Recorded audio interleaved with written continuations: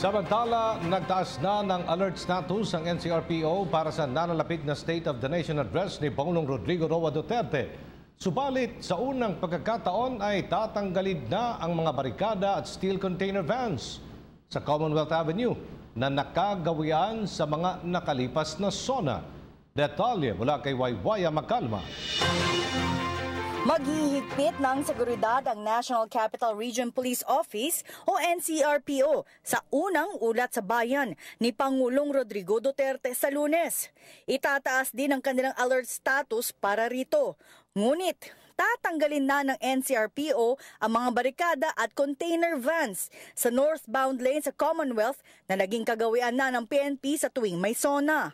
Ngunit ayon mismo kay NCRPO Director Chief Superintendent Oscar Albayalde na kanila pa ding isasara ang kahabaan ng Commonwealth Avenue. Yung mga container vans, medyo merong naka-ready but not on the road. Yung kitang-kita sa kitang-kita doon sa kalsada.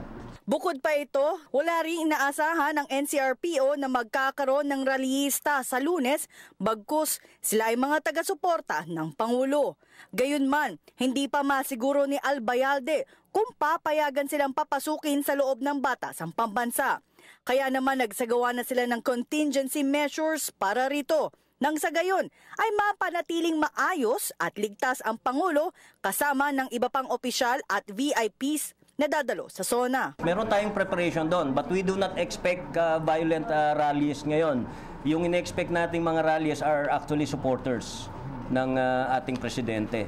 And we take lessons from yung sa Malacanang na pinapasok. So medyo meron din tayong ginagawang contingency na baka nga payagan ng ating presidente na palapitin doon sa Batasan Gate yung mga depende sa utos ng ating presidente. Pero sa kabila nito ay kanilang paiigtingin ang seguridad sa loob at labas ng Batasang Pambansa. Aabutin sa higit 16,000 pulis kabilang narito ang mga reservists ang ipapakalat. Ngunit nasa 11,000 pulis ang ide-deploy sa loob at labas ng Kongreso. Kabilang na nga rito ang Special Action Force.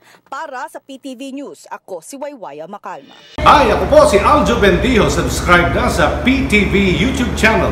I-click lang ang subscribe button.